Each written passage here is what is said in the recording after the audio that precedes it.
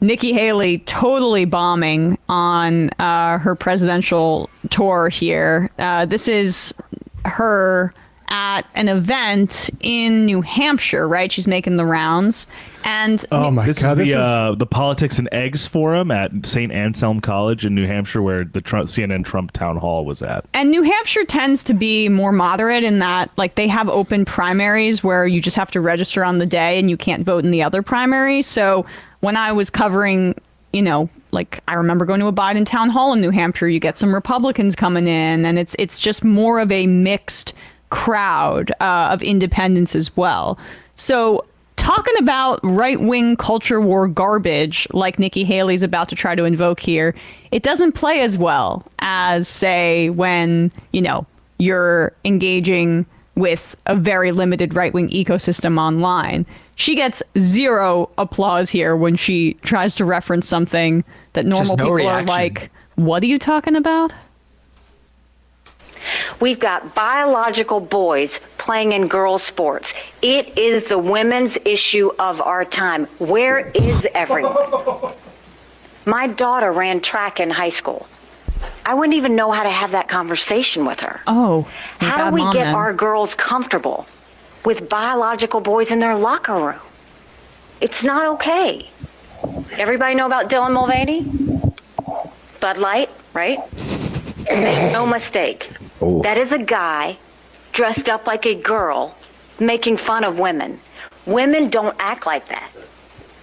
Yet everybody's wondering why a third of our teenage girls seriously contemplated suicide last year. It's sick. What are we doing to them?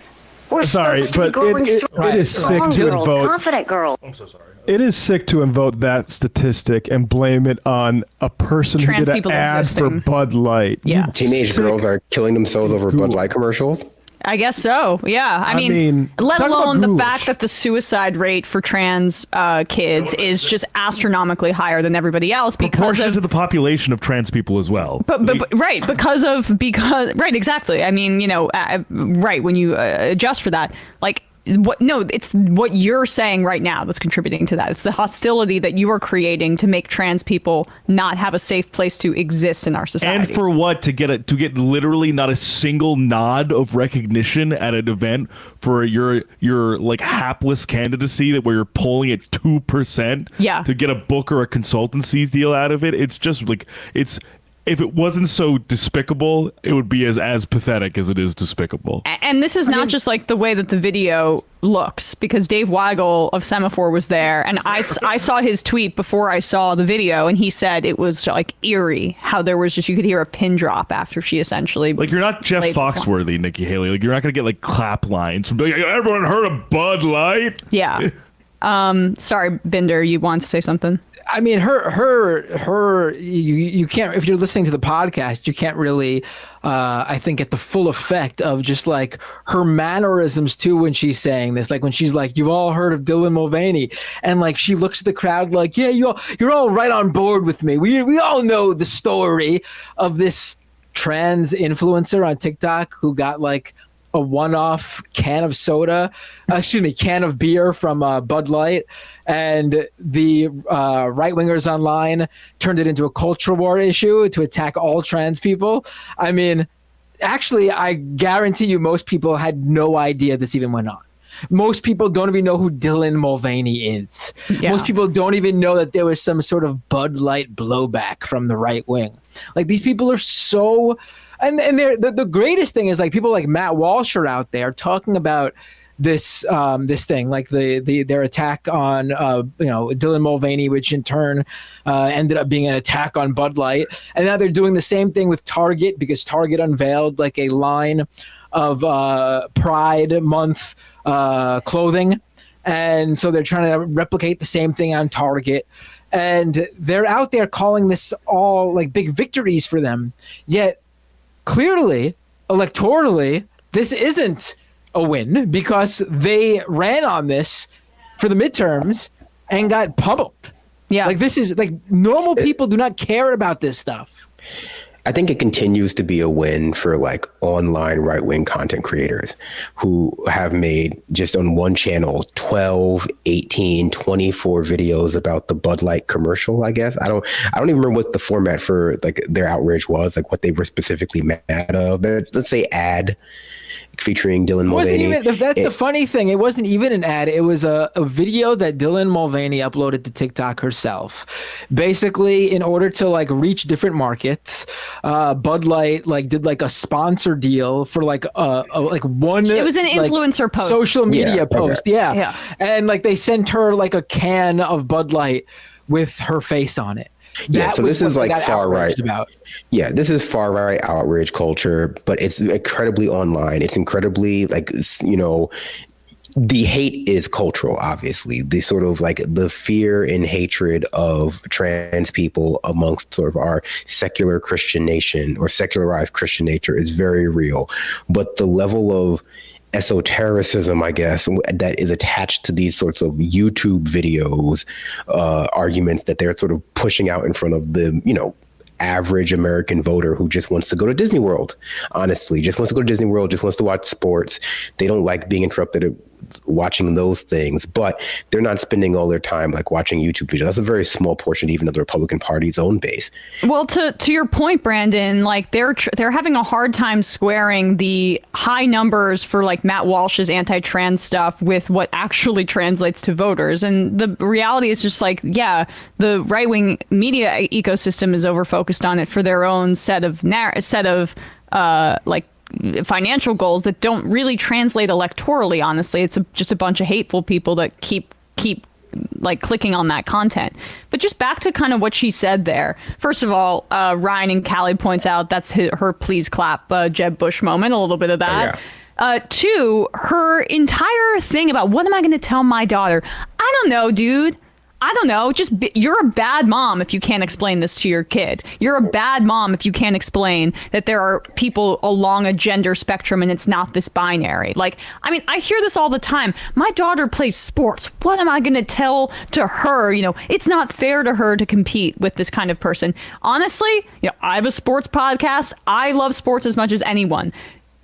Trans women should be able to compete without question in women's sports because there are a lot of instances where there are athletes who, there's not even evidence to show that this is the case, but just take their assertion at face value for a second that this is some unfair advantage. I mean, there's an unfair advantage all the time in sports. That's actually quite that's the nature of sports, that some people are physically or more gifted or they have like a better mentality. We should have banned Yao Ming from basketball because he's just too tall. It's not fair for everybody else. The children of professional athletes through like having wealthy parents and access to gyms and like say height genetics, they have advantage. I mean, Serena Williams, her serve is faster, was way faster than the other women. I mean, it's time to ban her. I mean, Tiger Woods, I've used this. He was playing golf from like age 3 or 5. He's a prodigy. He had an unfair advantage. He had more practice and he was younger than the other golfers when he was competing against them. I mean, I don't know. It's important to know that like Aaron Rodgers' hands are bigger than a lot of other quarterbacks. Let's ban him. Well, and the extent to which we understand what the actual differences are on these things, like we have very little understanding to the point where last Olympics, you saw women who, as far as I know, biological women assigned female at birth, told you can't actually run in this because you have, we've done tests and your levels are not acceptable, which is insane. Yeah, if your kid is competing against a trans woman, it's an opportunity for you to say, hey, sometimes life's not fair, and if you want to beat her in this track meet, you better train really hard. In fact, that's like a pretty good hallmark of like a parent that's engaging in their child's sport in a productive way. I mean, yes, and also this for me fits into that same bucket of things like I always bring up where parents complain about their kids not getting into Harvard because of theoretical affirmative action case, a theoretical, not even legacy because they never complain about that, but they affirmative action case takes their job. And the reality is like the people complaining are always people who weren't going to make it in anyway. It's always 20th place in the race. It's always someone with a 3.4 GPA and no extracurriculars who wants to go to Harvard, but feels like they deserve to be there. And it just paints a picture of people who just feel as though their place is being threatened by the the introduction of minority groups into traditionally white spaces, male spaces, cis hetero spaces that they just feel are designated for them to use to get ahead in various social situations or in life in general. What did it's not conservatives supposed to be a always say? competition. Yeah, I'm sorry, Brandon, but what do conservatives always say? Like, what the liberals and their participation trophies? I mean, not everyone gets to be number one. Sorry, not everybody gets to be number one. And also, like, the idea that trans people go into these things and just clean up is, no, that's not actually the case. The idea, like, the advantage isn't actually that clear. You only ever hear about it, though, if a trans person has some sort of success. Exactly. You just, and the most ridiculous one I saw, and I had to look this up because I remember it. And I remember, this was like last month or 2 months ago, the right wing was going crazy over this trans woman running in the women's marathon in London or something, and they were complaining that all the women who placed after this trans woman, imagine how they felt. The trans woman placed in 6,159th place in the marathon. They were complaining over people who placed after the 6,159th place trans person. It is ridiculous. Yeah, and I'll just say one final thing, because there's people who are really like skeptical of this. This issue, to the extent that there would be like an unfair advantage in a certain sport or whatever, given like, say, a trans person not given the ability to, say, go on puberty blockers or something like that. Like, just to grant that is an issue for the athletics department. That is not a national politics issue, and it is insane. It is pathological that it has become a matter of political importance widely. Yeah, we've naturalized girls' sports, right? As if they need to be like this incredible national priority. To be honest, the real national priority, to Matt's point there, is making sure that trans women and people have every opportunity to participate in the joys of life, in competition, in social institutions. And that means in sports, full stop. But that was one of her dumbest, aside points. But the macro point here about Nikki Haley is like, let's just put up this image of her really quickly. I just want to, she presents herself. She's got that cross on, right? Or maybe that's not what she's wearing, right? Well, I don't know. I thought that was that. I think it might be a South Carolina. That doesn't matter. Yeah, but like her campaign video. Her entire kind of brand as a politician was that, I was very reasonable as the United Nations ambassador. I am a respectable Republican politician. She is trying to look like she is like an esteemed statesman. And even she feels the need to engage in this garbage anti-trans culture war stuff, and she's presenting herself as the more moderate option within the Republican Party, just to show how much this has like completely infected the brain of Republican voters, and general Republican voters, the big base, not the ones sitting in New Hampshire there. But that she even feels the need that she has to do that. Yeah, she's trying to like hit DeSantis on, you're going way over there with the culture war stuff. You're even making Disney want to leave, and then also doing the exact same thing. Yeah. And the necklace is, in fact, South Carolina palm tree. Gotcha. Thing. Right. I think I made that mistake before. Slam Seder, Emma, there's tons of evidence regarding testosterone levels and height, strength, and speed between people with XX chromosomes and XY chromosomes.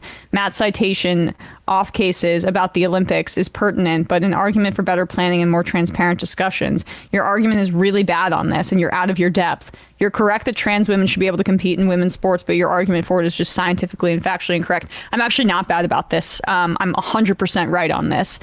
I don't give a shit about the scientific explanations. People, if they identify as a woman, get to compete in sports. If that's not fair in the short term for a variety of little competitions, I don't give a shit. I don't give a shit, because the societal interest of including trans people in society trumps stupid competition. Full stop. So I'm right about this. You're wrong about this. Anyway, Dr. Shock, I agree. Let's get rid of weight classes in all combat sports. Perhaps have grown man compete in Little League. Sometimes life's not fair. Whatever.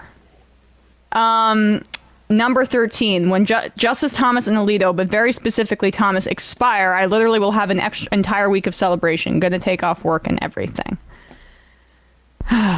That made me mad. Sorry about that, guys. No need to apologize. It's good to get mad about things sometimes.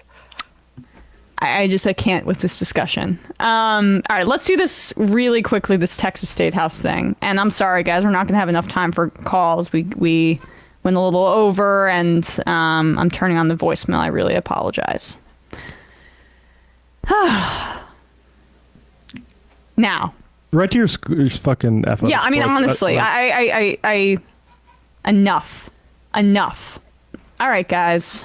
We're going to wrap up, read some Can items. I just make one point? Sure. The thing that occurred to me about that trans sports IM is they said the thing about we need to have they granted my point about the actually this has gone too far and we're disallowing what they call biological women from going on sports, but they say we need to have a nuanced conversation or something like that, right? Yeah. We were having that as a society until the GOP decided to make trans people the target of their political campaigns. So that's the problem, and maybe we can get back to this, purely intramural academic debate about these things once the fascists start using them to animate their base. Yeah, I mean, doctors and biologists were having detailed conversations about hormones and hormone levels and hormone therapy long before people who 10 years ago were making fun of women's sports, like openly mocking it, decided that this was the battleground for morality in the United States of America. Any ground you can see to them based on like fake biology that none of them don't really understand is too much ground, because it privileges things that just aren't true about gender, about sexuality, about biology, like just things that people think are true from 2 years of bio in high school, or maybe like a intro to bio class in college for gen ed credit. Yeah, and like you said, they'll pivot like right from being, I really care the sanctity of women's sports. Also, who watches the WNBA and why do they keep yapping about how much they should get paid? Yeah, right. There was a Republican who just did that. I can't recall who. Someone literally just did exactly what you just said. If anything, they were attacking the WNBA, probably something. What's her name again? Brittany Griner. Brittany Griner. Griner, yeah.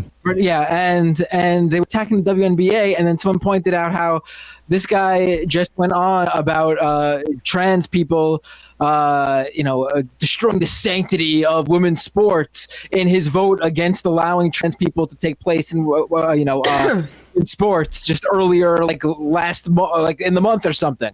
It's incredible. It's even like our like examples of how ridiculous it could be is actually what's going on, because we are at the point where it's as ridiculous as can be.